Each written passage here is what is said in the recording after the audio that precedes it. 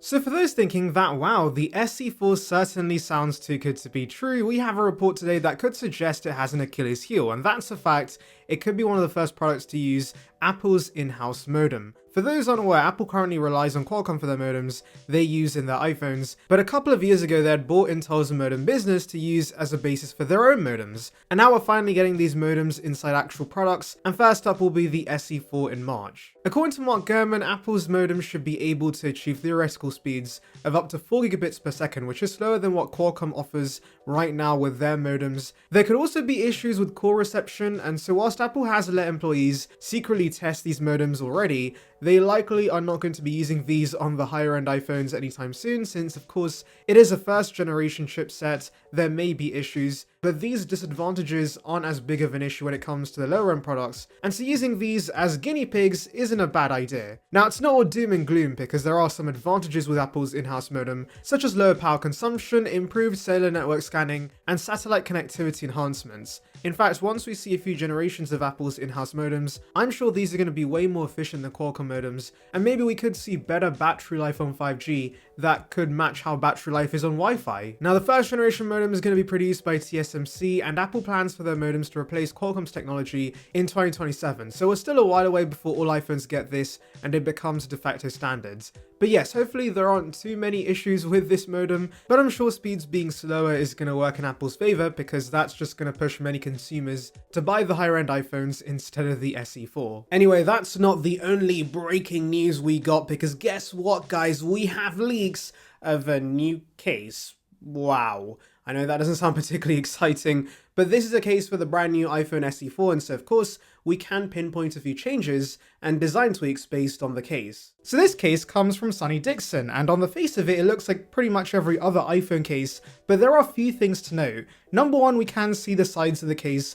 are more flat-sided, similar to newer iPhone models, and that lines up with the rumor that this will be based on the iPhone 14. But the second and biggest takeaway is the camera cutout. This does clearly suggest the SE4 is going to be sticking to one lens on the back like the SE3, but before you guys get bummed out about that, do remember it could be a 48 megapixel single lens, which means we should have the 2x crop feature that of course is very similar to having a telephoto lens. We can also see there is seemingly no action button on this. There is a cutout above the volume buttons that I'm assuming is for a regular mute switch. And whilst we see no MagSafe ring inside the case, I don't think Apple's going to skip on that with the SE4, considering the 14 already included it, and we've had MagSafe for so long at this point, so it's going to be standard across the range. Anyways, let's recap everything we know about the SE4, and guess what guys? Conveniently, Gurman does exactly this in a new report. So for one, he says this will be similar to the iPhone 14, we just cover that, it's not really a surprise, but hey, Gurman chiming in and corroborating on this is big news. This alone means we're going to see Face ID on this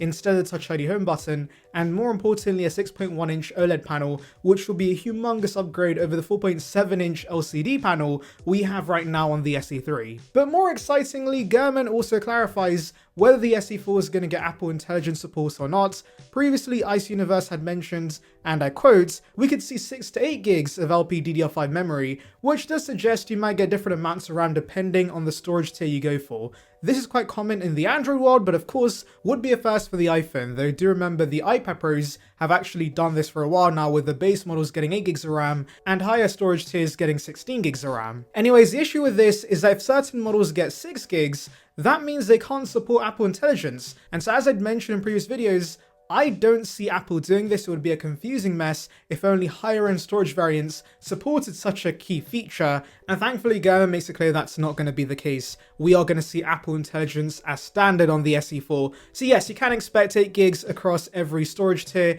and to be fair, considering the iPhone 16 is the only phone using the A18 right now, and that has 8 gigs of RAM, they're likely just going to plot the same SoC in the SE4 as well. You know what else would be nice guys? If you subscribe to the channel, of course. It's free and it would bring you the latest about Apple right to your subscription box, so please consider it. It would be appreciated. Join the Saranbyte gang now. Anyways, let's move on to other details we know about the SE4. So according to Unknowns21, partially assembled prototypes of the next SE have been equipped with lithium-ion batteries bearing the model number A2863, which Apple has already used in the past for, guess what? the iPhone 14, which again is not really surprising. We know this phone's going to be heavily based on the SE. Now the actual capacity is 3,279 mAh, which is a massive upgrade over the current SE. Now the SE3 is not terrible battery life wise, but it's just about good enough, and so this having similar endurance to the 14, which gets me 7 or 8 hours of screen on time, is really great news. Unknowns21 then explains the obvious and says,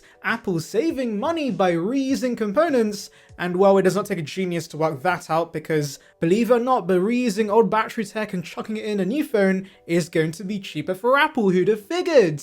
Jokes aside, this is the blueprint for the SE in general. It's a recycle bin iPhone. Whatever components can be found in the parts bin for a low price ends up being the new SE, and while considering they are still producing the iPhone 14 design, it does make it the perfect candidate for the new SE. Remember, the SE2 replaced the iPhone 8 that was still being produced, and the SE1 replaced the 5S that was also still being produced. Now let's delve into what you guys want to know about the most, which is the release date and price. Gurman does say we can see an early 2025 release, which does make sense because currently the iPhone 14 is the oldest iPhone they sell, and so I'm assuming Apple is going to directly replace that in the spring with the new iPhone SE4. Now I don't know what's going to happen to the 14 Plus, is that going to stay in the range? Likely not, because it would be weird to have that alongside the SE. But yes, expect a March or April event where we could see this new SE4 release. Apple's been launching new iPhones during the spring pretty consistently, and so they're likely going to stick to that. Pricing wise, I do think the new SE is going to be a little more expensive than the outgoing model.